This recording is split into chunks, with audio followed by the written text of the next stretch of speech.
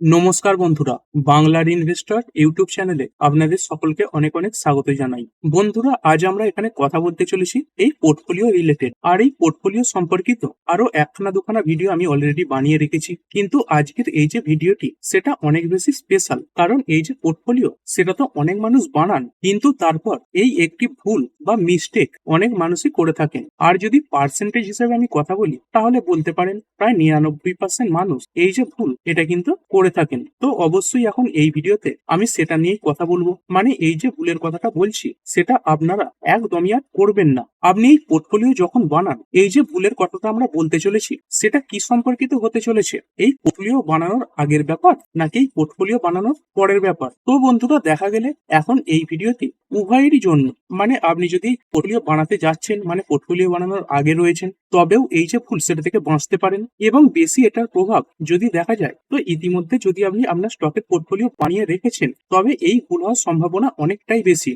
আর এই ভুলটা যদি আপনি মূলত এই পোর্টফোলিও বানানোর পরে করে থাকেন তবে তার খেসারত কিন্তু আপনাকে এই ভুল যদি পোর্টফোলিও বানানোর আগে করতেন তার থেকেও অনেক বেশি দিতে হতে পারে। তো আসলে আমি কি বলার চেষ্টা করছি, কিছু উদাহরণের সাথে সব বিষয় আমি এখানে কভার করব। তো চলুন আমাদের যে ভিডিওটা সেটা শুরু করা যাক। তবে তার আগে অবশ্যই বলতে চাইবো, যদি আপনি প্রথমবার এই চ্যানেলটা ভিজিট করে থাকেন তবে অবশ্যই চ্যানেলটি সাবস্ক্রাইব করে রাখবেন, এবং সাবস্ক্রাইব করার সঙ্গে সঙ্গে পাশে একটা বেল আইকন দেখতে পাবেন, সেটা টিপে অল অবশ্যই সিলেক্ট করে নেবেন। তবে এরকম গুরুত্বপূর্ণ ভিডিও নিয়মিত দেখতে পেয়ে যাবেন। বন্ধুরা, যেমন আমি আপনাদের বললাম, আমরা এখানে কথা বলতে যাচ্ছি একটা উদাহরণের মাধ্যমে, এবং এই উদাহরণ সব থেকে ভালো হবে যদি আমরা ক্রিকেটের উদাহরণ দিয়ে বোঝাই।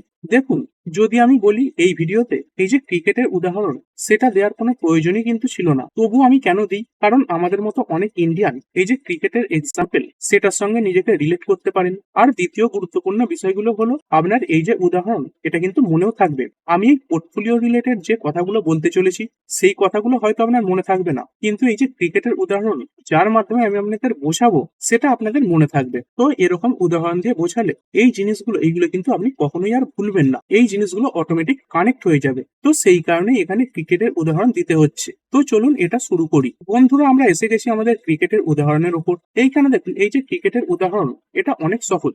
এই যে ক্রিকেট রয়েছে সেখানে সব মিলিয়ে কতজন খেলোয়াড় থাকে, এই 11 জন খেলোয়াড় থাকে, এটা তো প্রত্যেকেই জানে। তো বন্ধুরা, এখানে আমাকে একটা কথা বলুন, ক্রিকেটে এই যে 11 জন খেলোয়াড় রয়েছে তাতে সাধারণত রেশিও কি থাকে? আপনি বলতে পারেন যে 6:5। 6:5 মানে এই 6 জন পর্যন্ত এই যে ব্যাটসম্যান এটা থাকে, এবং ধরুন এই 5 জন এগুলো বোলার রয়েছে। অথবা আপনি এরকমটা বলতে পারেন এই 7 জন ব্যাটসম্যান রয়েছে এবং এই 4 জন বোলার থাকতে পারে, তাই তো। তো এই ধরনের যে রেশিও সেটা আমরা দেখতে পেয়ে যাই। কিন্তু আপনি কখনো এমন দেখেছেন কি যে কোনো একটা টিমে 11 জন খেলোয়াড় রয়েছে এবং সেই 11 জনের 11 জনই ব্যাটসম্যান হিসেবে রাখা হয়েছে? অথবা এর উল্টোটাও আপনি বলতে পারেন যে এই 11 জনের 11 জনই বোলার হিসেবে কোনো টিমে রয়েছে। এমন কি দেখতে পাওয়া যায়? না, এরকমটা দেখতে পাওয়া যায় না। কিন্তু বন্ধুরা, যখন আপনি পোর্টফোলিও বানাতে যান, মানে আমি অনেক রিটেল ইনভেস্টরদের কথা বলছি, এই একখানা ভুলই এখানে করে থাকেন।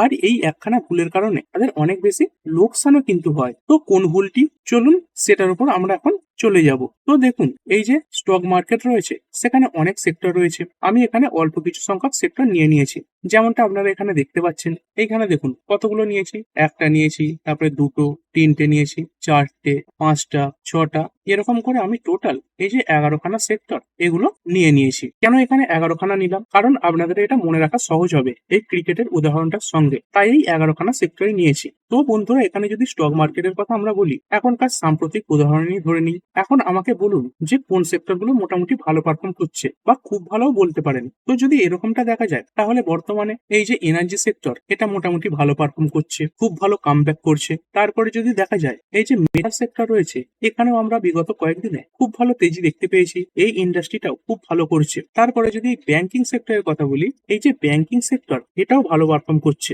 যদিও কিছু বড় বড় ব্যাংকে এখন প্রফিট বুকিং দেখা যাচ্ছে, তারাও কিন্তু এর আগে আউট পারফরমেন্সই দেখিয়েছিল। তো মূলত যদি দেখা যায় এই তিনটে সেক্টর ভালো পারফর্ম করছে। আর এই জায়গায় বন্ধুরা আমাদের ভুল কোথায় হয়ে যায়, যেটা আমি আপনাদের বলতে চলেছি। দেখুন, অনেক মানুষ পোর্টফোলিও বানানোর সময়, বা ধরুন এখন পোর্টফোলিও বানাতে চলেছেন, তবে এখানে তারা বাকি যে সেক্টরের শেয়ারগুলো রয়েছে সেগুলোই পোর্টফোলিওতে জায়গা দিচ্ছেন না। কেবল যেই সেক্টরগুলো বর্তমানে চলছে, কোনগুলো, এই এনার্জি বলুন, তার সঙ্গে সঙ্গে মেটাল বলুন বা ব্যাংক বলুন, এগুলোকেই পোর্টফোলিওতে জায়গা দিচ্ছে। কেন জায়গা দিচ্ছে? কারণ এই সেক্টরগুলোতেই বর্তমানে তেজি আছে, তাই তো। অথবা আপনি উল্টোটাও বলতে পারেন, ধরুন কোনো একটা ব্যক্তি ইতিমধ্যে এই যে পোর্টফোলিও সেটা বানিয়ে রেখেছেন। ধরা যাক প্রত্যেকের কাছে একটা পোর্টফোলিও আছে, যার কাছেই 11খানা সেক্টর থেকেই শেয়ার রয়েছে। তো এখন যদি দেখা যায় কোন সেক্টর চলছে না, এখনকার হিসাবে যদি কথা বলি, এই যে আইটি সেক্টর, এটা সেরকম চলছে না। আপনারা দেখতে পাচ্ছেন 1 থেকে 1.5 বছর তেমন বিশেষ কিছু পারফরমেন্স দেখাতে পারেনি। তারপর যদি আমরা কথা বলি এই রিয়েলিটি সেক্টর, এটাও খুব ভালো পারফরমেন্স দেখাতে পারছে না। তারই সঙ্গে সঙ্গে যদি আমরা কথা বলি এই ফার্মা সেক্টর, এই ডোনাল্ড ট্রাম্প ক্ষমতায় বসার পর থেকেই তেমন বিশেষ কিছু করেনি। তার সঙ্গে সঙ্গে যদি আমরা এই কেমিক্যাল সেক্টরের উদাহরণ নিই, বর্তমানে সেরকম ভালো পারফরমেন্স কিন্তু নেই। মানে এই যে সেক্টর গুলো, এগুলো কিন্তু বর্তমানে রিল্যাক্স মোডে রয়েছে। তো এখানে অনেক মানুষ কি করছেন, যারা ইতিমধ্যেই পোর্টফোলিও বানিয়ে রেখেছেন, তারা এই সেক্টরের যে স্টক গুলো রয়েছে যেগুলো চলছে না, সেগুলোকে কি করছেন, পোর্টফোলিও থেকে বের করে দিচ্ছেন। আর বের করে সেই টাকা কোথায় লাগাচ্ছে, যেই সেক্টর গুলো ভালো পারফর্ম করছে সেগুলোতে লাগিয়ে দিচ্ছে। মানে এই এনার্জি, এটা মোটামুটি ভালো রিটার্ন দিচ্ছে, এতে টাকা লাগাচ্ছে। তারপরে যদি কথা বলি এই যে মেটাল সেক্টর, এটা ভালো পারফর্ম করছে, তো বাকি সেক্টর গুলো থেকে টাকা বার করে মেটাল সেক্টরে লাগাচ্ছে। তারপরে ব্যাংকিং সেক্টর, এটাও মোটামুটি ভালো পারফরমেন্স দেখাচ্ছে, এখানেও টাকা লাগাচ্ছে। তো এই কেমিক্যাল বলুন, ফার্মা বলুন, আইটি বলুন, রিয়েলটি বলুন, এইগুলো থেকে টাকা বার করে যে সেক্টর গুলো চলছে, এই ব্যাংক, এনার্জি, মেটাল, এইগুলোতে টাকা লাগিয়ে দিচ্ছে। বন্ধুরা এখন তো সেই কথাটাই হয়ে গেল যেটা আমি এই ক্রিকেটের উদাহরণ দিয়ে বোঝালাম, যে যদি বোলার এখানে ভালো পারফর্ম না করে, তবে আপনি সেই বোলারকে রিপ্লেস না করে বোলারের জায়গায় অন্য একজন বোলারকে না এনে সরাসরি একটা এক্সট্রা ব্যাটসম্যান এই টিমে নিয়ে চলে এলেন। আর এই বিষয়টাই ভবিষ্যতে গিয়ে অনেক বড় ভুলের রূপ কিন্তু নেয়, আর পরে এরকম আফসোসও হবে। দেখুন, যদি শেয়ার হিসেবে কথা বলি, মানে ফার্মা শেয়ারই একবার ধরে নিই, এই ফার্মা সেক্টরের মধ্যে কোনো একটা কোম্পানি, ধরে নিন এই সান ফার্মা, এটা ভালো পারফর্ম করছে না। আপনি ধরুন কিনেছিলেন যে এই কোম্পানিটা অনেক উপরে উঠতে পারে, কিন্তু সেরকম ভালো পারফর্ম করছে না। তো যদি আপনাকে রিপ্লেস করতে হয়, তাহলে কি করতে হবে, কোনো একটা ফার্মা কোম্পানির সঙ্গে এটাকে কিন্তু রিপ্লেস করতে হবে। আরো অনেক কোম্পানি রয়েছে, ডক্টর রেড্ডি রয়েছে, টোরেন্ট ফার্মা রয়েছে, সেগুলোর সাথে রিপ্লেস করুন। তাই তো এমন হওয়া উচিত নয় যে সেক্টর চলছে শুধুমাত্র সেখানেই আপনি টাকা লাগাবেন। তাহলে কি হবে, শুধুমাত্র একটা দুটো সেক্টর সম্পর্কিত স্টকই আপনার পোর্টফোলিওতে থেকে যাবে। আর আমি আপনাদের বলতে চাইবো বন্ধুরা, এই যে শেয়ার মার্কেট, এটা কিন্তু এই সাইকেলের হিসেবে চলে। কখনো কোনো সেক্টর স্থায়ীভাবে এই যে টপ, এখানে কিন্তু থাকে না, আবার কোনো সেক্টর স্থায়ীভাবে এই বোটমেও কিন্তু থাকে না। যা সেরা উদাহরণ আমি আপনাদের দিতে চাইবো এই অটো সেক্টরের মাধ্যমে। ঠিক আছে, এখানে যদি দেখা যায় এই 2019 সালে বন্ধুরা, এই যে অটো সেক্টরের সাইকেল, আপনি বলতে পারেন এটা একেবারে এই নিচের দিকে চলছিল, একদম নিচে পড়ে গিয়েছিল। আর তারপরে 2022 সালে যখন এই অটো সেক্টরে রিবাউন্ড এলো, তেজি ফিরলো, তখন কিন্তু সবাই এই অটো সেক্টরের স্টক কিনবে বলে প্রায় পাগল হয়ে গিয়েছিল। যদি বর্তমানের উদাহরণের কথাও বলি, এই 2024 সালে দেখেছিলাম রেলওয়ে, ডিফেন্স, এগুলো কেনার জন্য মানুষের মধ্যে একটা আলাদাই উন্মাদনা ছিল। কিন্তু বর্তমানে রেলওয়ে, ডিফেন্স এই স্টকগুলোর দিকে কিন্তু মানুষ চেয়েও দেখছেন না, বরঞ্চ যাদের পোর্টফোলিওতে ডিফেন্স, রেলওয়ে স্টকগুলো রয়েছে, তারা তো একেবারেই বিরক্ত হয়ে গেছেন। বন্ধুরা এখন যদি দেখা যায় না, তো প্রতিটা সেক্টর কখনো না কখনো এই যে টপ, এখানেও থাকবে, আবার সেই সেক্টরই কখনো না কখনো এই যে নিচে বটম রয়েছে, সেখানেও পড়ে যাবে। আর যদি আপনার মনে হয় না যে সেক্টর এখন বর্তমানে টপে রয়েছে সেটাই সারা জীবন টপে থাকবে, সেরকমটা কিন্তু হবে না। আবার সেরকমই কোনো সেক্টরই নিচের দিকে রয়েছে, যদি আপনার মনে হয় এই সেক্টর আর কখনো বাড়বে না, সেটাও কিন্তু আপনি ভুল ভাবছেন। যে সেক্টর বর্তমানে টপে রয়েছে, ভবিষ্যতে কোনো না কোনো সময় প্রফিট বুকিং এর সঙ্গে সঙ্গে সেটা কিন্তু নিচের দিকে চলে আসবে। এখন আমরা কোন কোন ভালো সেক্টরের কথা বললাম, এই যে মেটাল, এটা ভালো পারফরমেন্স দেখাচ্ছে। তার সঙ্গে সঙ্গে কোনটা, এই যে এনার্জি, এখানেও কিছুটা রিকভারি রয়েছে। তারপরে যদি ব্যাংকের কথা বলি, ব্যাংকগুলো মোটামুটি ভালো পারফরমেন্স দেখাচ্ছে। আর আমি আপনাদের বলতে চাইবো বন্ধুরা, এই মেটাল বলুন, এনার্জি বলুন, ব্যাংক বলুন, এগুলোতেও একদিন ধস নামবে। 20%, 30%, 40%, 50% পর্যন্ত পড়ে যেতে পারে। 1 থেকে 1.5 বছর এই সেক্টর গুলো চলবে না, তখন কি করবেন? বর্তমানে এই সেক্টর গুলো চলছে, কিন্তু বাকি সেক্টর গুলো থেকে টাকা বার করে যদি সবই আপনি এই সেক্টর গুলোতে লাগিয়ে দেন, তখন সেই 1 থেকে 1.5 বছর আপনিও বিরক্তিতে পড়ে যাবেন। আপনারও তখন মনে হবে এই সেক্টর গুলো পোর্টফোলিও থেকে বার করে দিই, মনে হবে আপনি তখন ফেঁসে গেছেন। তারপরে যদি আমি আপনাদের বলি যে এই এফএমসিজি, যেটা বর্তমানে চলছে না, এটা তখন দৌড়তে শুরু করলো, আর এই ফার্মা বলুন, আইটি বলুন, এগুলো দৌড়ানো শুরু করলো, তখন কিন্তু আপনি এইগুলো দেখে আফসোস করবেন। কারণ যেমন আমি আপনাদের বললাম না বন্ধুরা, যে এই শেয়ার মার্কেট এটা একটা সাইকেলের মতো, আর এটা আমি আমার অভিজ্ঞতা থেকে আপনাদের এখানে শেয়ার করছি। তো এই জিনিসটা আপনারা নিশ্চয়ই এখানে শিখতে পারলেন। এবং এর উদাহরণের জন্য আমরা কোন সেক্টর নিয়েছিলাম, আমরা অটো সেক্টর নিয়েছিলাম। এইখানে দেখতে পাচ্ছেন এই অটো সেক্টরের বিভিন্ন যে কোম্পানি রয়েছে, তাদের যে আলাদা আলাদা চার্ট প্যাটার্ন, সেগুলো খুলে নিয়েছি। এই অটো সেক্টরের শেয়ার গুলো দেখুন, এই 2018, 19, 20 এরকম সময় করে এই কতটা নিচে ছিল, এই প্রত্যেকটা স্টকে এখানে দেখতে পাচ্ছেন, প্রতিটা স্টকই এই 2018, 19, 20 এরকম সময় করে একদম বটম লেভেলে চলে এসেছিল। তো এই সময় অনেক মানুষ কি করেছেন, যাদের এরকম অভ্যাস রয়েছে যে স্টক পড়ে গেলে বিরক্ত হয়ে যান, ভাবেন আর কখনো উঠবে না, এই শেয়ারগুলো পোর্টফোলিও থেকে বার করে দিয়েছেন এবং তখন টাকা অন্য সেক্টরে লাগিয়ে দিয়েছেন যেগুলো খুব ভালো করছিল। তখন কোন সেক্টর আউট পারফর্ম করছিল, ভালো পারফর্ম করছিল? তখন শুধুমাত্র একটা সেক্টরই খুব ভালো আউট পারফর্ম করছিল, সেটা হচ্ছে ফার্মা সেক্টর। এই কোভিড পরবর্তী সময়ে এই ফার্মা সেক্টরে ভালো তেজি ছিল, অনেক মানুষ এই ফার্মা সেক্টরে টাকা লাগিয়ে দিয়েছিলেন। কিন্তু তারপরে যদি ফার্মা সেক্টরের স্টকগুলো তুলে দেখেন, এই 2020-21 সালের পরে প্রফিট বুকিং কিন্তু চলে এসেছিল।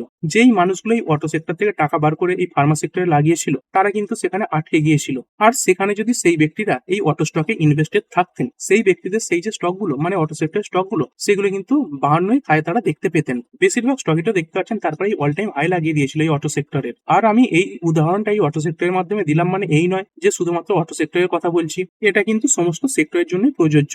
আর এই ভিডিওর মাধ্যমে আপনাদের সামনে এই যে ক্রিকেটের উদাহরণ দিলাম, এ থেকে আপনি কি শিখলেন, মানে শেষমেশ কনক্লুশন কি দাঁড়ালো, কোন ভুলের কথা আমি বলছি? তো বন্ধুরা, ভুলের বিষয়টা এই যে কোনো সেক্টর বর্তমানে সেরা পারফরমেন্স দিচ্ছে, যদি আপনি তার সবকটা শেয়ার মানে দেখা গেল আপনার পোর্টফোলিওতে সেই সেক্টর সম্পর্কিতই সবকটি শেয়ার রয়েছে, আপনি সেই সব শেয়ারই ভরে ভরে রাখেন, তবে আপনি ভবিষ্যতে গিয়ে অনেক বড় বিপদের মুখে কিন্তু পড়তে পারেন। আর এই সাইকেলের মধ্যে ধরুন কোন একটা সেক্টর রয়েছে, কোন একটা স্টক রয়েছে, যেই স্টকগুলো এই সেক্টর রোটেশনের কারণে বর্তমানে চলছে না, কিন্তু শেয়ারের কোয়ালিটি ভালো, ব্যবসাও ভালো, সেগুলো বর্তমানে বিক্রি করে দিলেন এবং সেই সব টাকাও বর্তমানে যে সেক্টর চলছে সেগুলোতে লাগিয়ে দিলেন, তাহলে কিন্তু আপনি বড় ভুল করবেন। দেখুন, এই শেয়ার মার্কেটে এমন কখনোই হতে পারে না যে সব সেক্টর একসাথে দৌড়বে, একদমই না, তাই তো? এই যে সাইক্লিক বিষয়গুলো সেগুলো কিন্তু এখানে বুঝতে হবে, যেটা আমি আপনাদের আগে একটা ভিডিওতে ড্র করে বুঝিয়েছিলাম। দেখুন, কখনো এই যে এফএমসিজি সেটা চলবে, কখনো ধরুন তারপরে এই যে ফার্মা সেটা চলবে, কখনো এই অটো সেক্টর চলবে, তারপরে কখনো ধরুন এই যে আইটি এটা চলবে,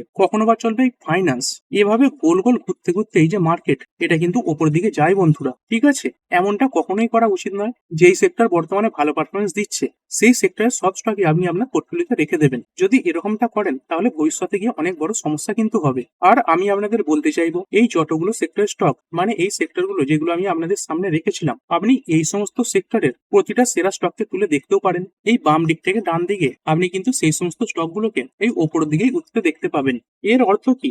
এর অর্থ এটাই যেটা আমি আপনাদের এখানে বলে দিয়েছিলাম। এখন যে সেক্টর বর্তমানে চলছে এই টপ লেভেলে রয়েছে, সেই স্টকগুলোকেই যদি আপনি আপনার পোর্টফোলিওতে ভরতে শুরু করেন, অথবা আপনি যদি ইতিমধ্যেই আপনার পোর্টফোলিও বানিয়ে রেখেছেন কিন্তু কিছু কিছু সেক্টরে কিছু কিছু স্টক রয়েছে যেগুলো চলছে না, সেই স্টকগুলোকে যদি আপনার পোর্টফোলিও থেকে বার করে দেন, তাহলে 3-4 বছর পর যেই সেক্টরের স্টকগুলোকে আপনি এই পোর্টফোলিও থেকে বার করে দিয়েছিলেন, এই বিক্রি করে দিয়েছিলেন, সেগুলোকে দৌড়তে দেখবেন আর আপনার কিন্তু পরে গিয়ে অনেক বেশি আফসোস হবে। তো এই সব কিছু আমি কিন্তু অভিজ্ঞতা থেকেই আপনাদের বলছি। তো শেষমেশ যেমন আমি আপনাদের বললাম, আপনি এখান থেকে কি শিখলেন, কনক্লুশন কি? কনক্লুশন এটাই বন্ধুরা যে এই বাজারে সাইকেল অনুযায়ী সবকিছু চলে, যেটা আপনাদের আজকে সেরা মনে হচ্ছে সেটাও কখনো কখনো এই বোটমে চলে আসবে, আর যেটা আজকে নিচে রয়েছে সেটাও কখনো কখনো এই টপে চলে আসবে। যদি ব্যবসা ভালো হয়, যে স্টক বর্তমানে নিচে রয়েছে সেটা কিন্তু কখনোই সারা জীবন নিচে থাকবে না, সেই স্টক আপনাকে ভরসা কিন্তু রাখতে হবে। আপনি অনেক স্টক যেগুলো বর্তমানে টপ লেভেলে রয়েছে সেগুলো যদি এরকম খুলে দেখেন, দেখতে পাবেন কোনো না কোনো এক সময় 60% 70% পড়ে গিয়েছিল,